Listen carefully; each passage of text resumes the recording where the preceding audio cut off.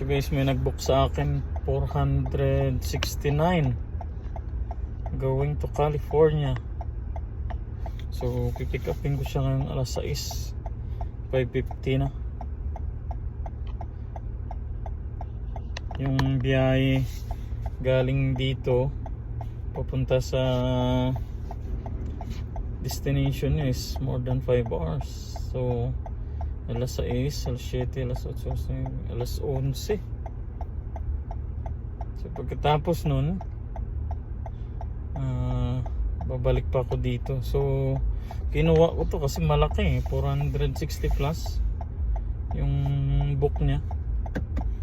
Buti na nauna akong kumuha, nauna akong napindot kasi pag mga ganitong request lahat kayo makakita niyan. So kung sino mauna mag-reserve, mapunta sa kanya. So sayang din to, 400 plus, parang isang araw na nabiyahe to mo. Ano pa nga sobra pa nga. Yung isama ko sana si Sinong Neil, kaso malayo yung bahay nila. Tsaka hindi ko pa alam kung papayag yung lalaki o hindi. Susubukan ko lang kung ayaw. Kung ayaw niyang magpasama, di wala akong magawa, ako lang mag-isa. So sana safe lang yung biyahe ko mamaya papuntang California. 5 hours later. Oh my god, kakahatid ko lang kanina sa kanila. So yung biyahe ko is 5 hours and 48 minutes. Pero medyo mabilis yung takbo natin, so naging na lang 5 hours and 36.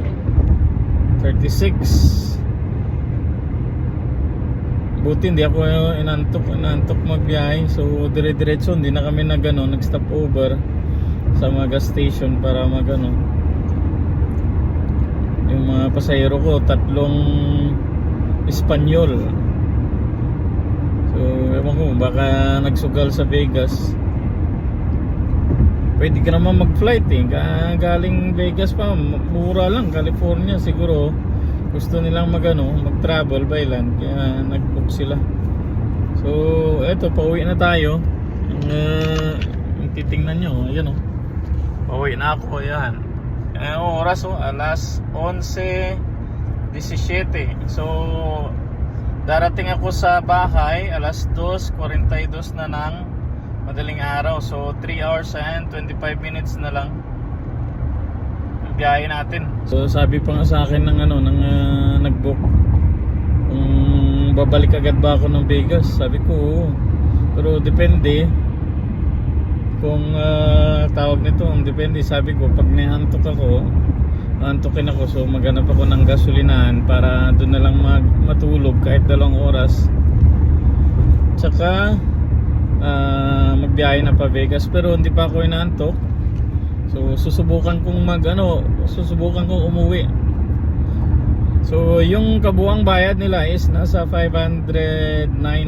So kung i-times mo sa 57, so mayroon tayong 28,000 sa isang biyahe lang. So pero yung biyahe ko naman abutin ng 9 na oras. 9 na oras, pero okay lang, at least naka 28,000 ka, di ba? Sino ba naman ayaw ng 28,000 sa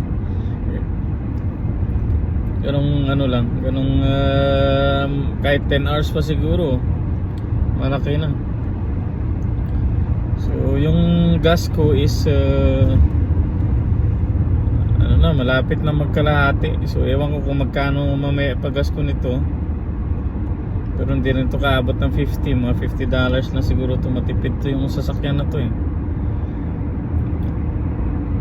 So doon ako dumaan, pinadaan ako ng una kasi yung map na ginamit ko is map ng LIP. Doon ako pinadaan sa malayo. Ngayon pauwi ako, dito ako pinadaan sa kabila. Mas mas malapit kasi may 3 hours lang yung biyahe ko nasa 3 hours and 45 minutes na kanina nakalagay. So kung babalik ako doon sa pinanggalingan ko sa city talaga ng Los Angeles, abutin ako ng baka 6 hours kasi pagdating ko doon kanina, traffic na. Traffic yung pabalik, pero papasok okay. Yung palabas, yun yung traffic. Ayan, so nag-stop over muna ako ngayon dito sa Resteria. Ayan, mga nagbabiyayan. Pahinga dito. Kagandahan dito sa ano ito namatay. Kagandahan dito sa Amerika. May mga Resteria sila kung saan pwede kang magpahinga. May CR, ayan may CR dyan. So yung mga truck driver dito nun yan nagpapahinga. Ayan. Yung oras is 2:00. So matulog muna ako kahit isang oras lang. Traffic din.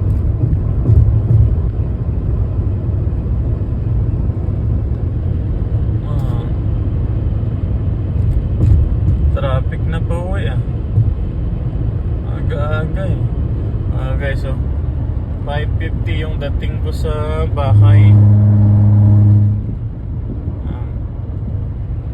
So kailangan ko magpahinga, wala tayong magawa kasi mahirap pag diretso yung biyahe mo, naantok na ako kaya kailangan magpahinga. Kagandahan may mga gas station, may Resteria na designated talaga sa pahingaan ng mga travel. So ito malapit na kasi ako sa boundary, Vegas tsaka California. So ayan, may ilaw papunta, daming sasakyan papuntang California. Yung nakapula pa uwi yan, traffic na